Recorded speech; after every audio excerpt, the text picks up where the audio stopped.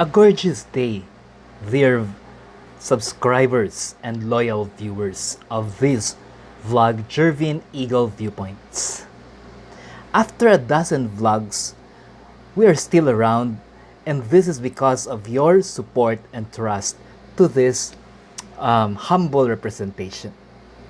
Thus, this vlog site will continue to talk more about varied sensible issues so that you will have learning outside of the things we usually do or we have learned with. This is Prospero Gonzaga Jr., your humble vlogger, known to my students as Sir Noy, ready to start by now. Shall we first meditate on this Bible verse found in James 4:17? It says, "So whoever knows the right thing to do, but fails to do it, to him it is sin." Our issue of focus for this vlog, this very moment, is sensible stupid questions, things believed to be wrong, but actually right. Again, sensible stupid questions, things believed to be wrong, but actually right. This very moment, let me present 5 questions for you to answer, and please honestly answer them so that you can get a very reliable score. You just have to answer 2 choices, true or false.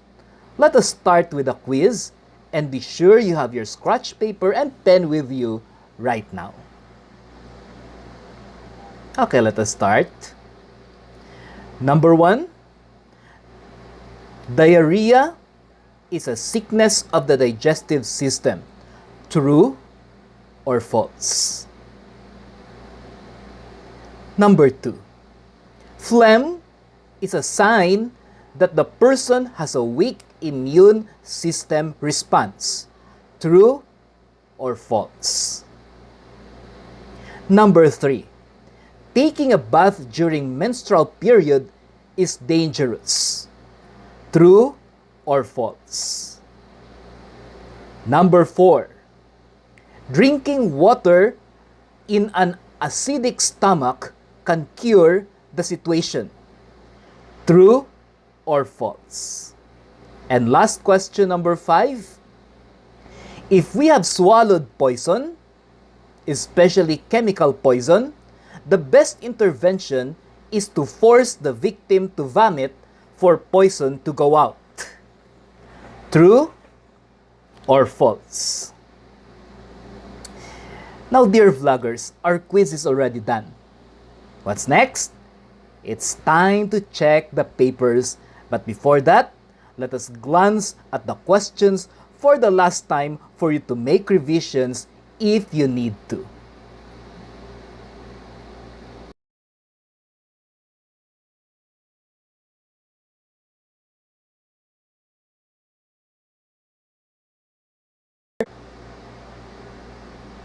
Now, let us check.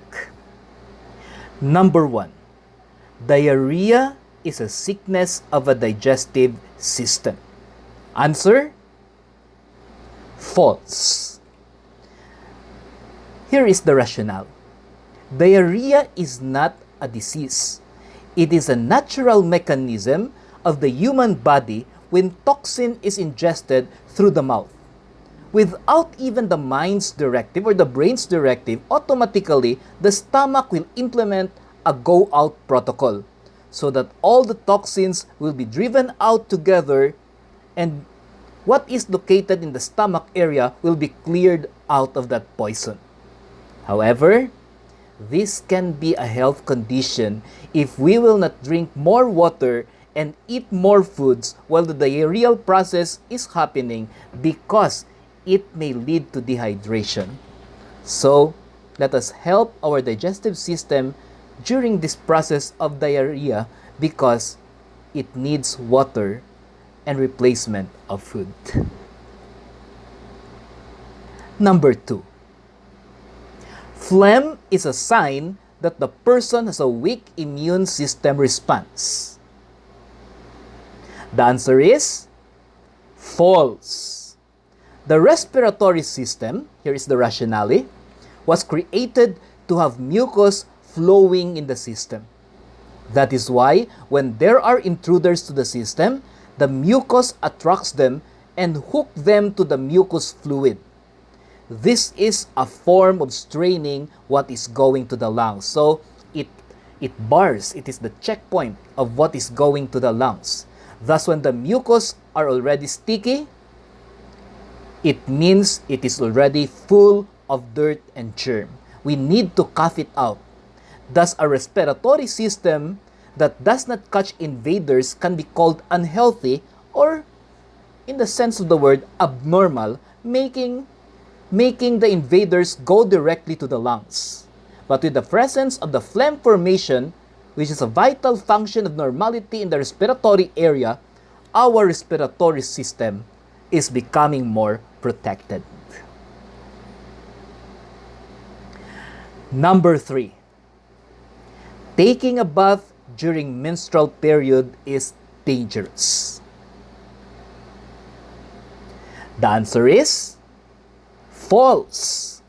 On the contrary, a female with menstrual period should take a bath more often so that the excreted byproducts in all parts of the body, especially in the groin area, which is usually odorous, can be washed away and eliminated. When tap water is sensed by the system to be flowing, the flow of blood in the menstrual cycle or the menstruation stops. That is why there is no danger to take a bath on a swimming pool, nor there is no need to wear sanitary napkins, for it will just stop. A precaution, however, is observed when it is salt water or in the sea or beaches. You know the reason why? Because it contains salt. Okay, the principle in health is where salt is, liquid follows. So there is a tendency that because the seawater is salty, water from inside our body will go out to follow salt. That means you will bleed, but not really significant when you are exposed to salt water. So better take precautions to these things that will happen to you. Number 4. Drinking water on an acidic stomach can cure the situation. The answer is, again, false. Water is half acid, half base, or alkaline. So when you add that to an acidic stomach, 50% of acid and 50% of base will just cancel each other and will just come up with no observable positive or logical or curative result. Better yet, drink milk or anything that is rich in alkaline so that it will neutralize the acid in the stomach. A pack of skyflakes can also be a good choice to lessen the symptom of acidity. Number 5, the last item. If we have swallowed poison, the best intervention is to force the victim to vomit for poison to go out. Answer? False. While we know that poison was ingested, we do not know the potency or the chemical hazard or danger or destructiveness present in that poison. That is why the best thing to do is, if activated charcoal or charcoal is present in your household, dissolve that in water and have the victim drink it.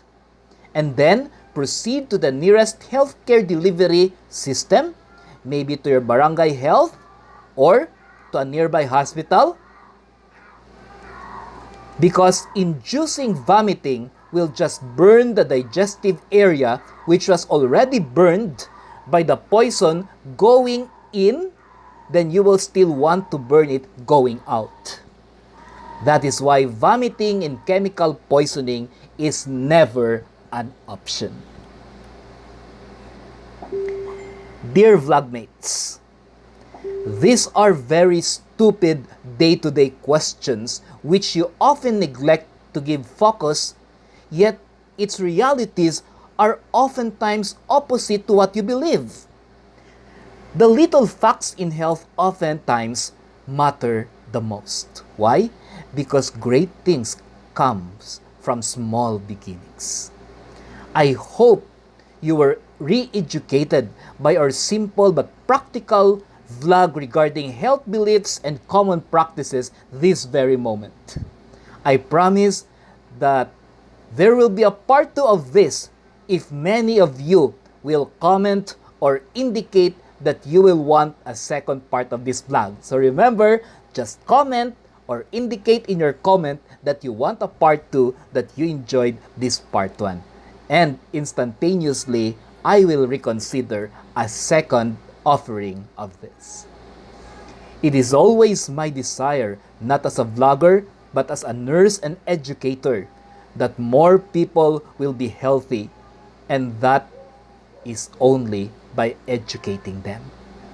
Education and health can never be separated.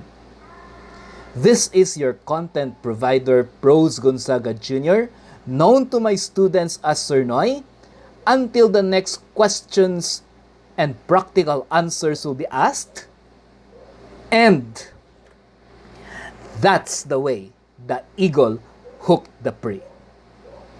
God bless.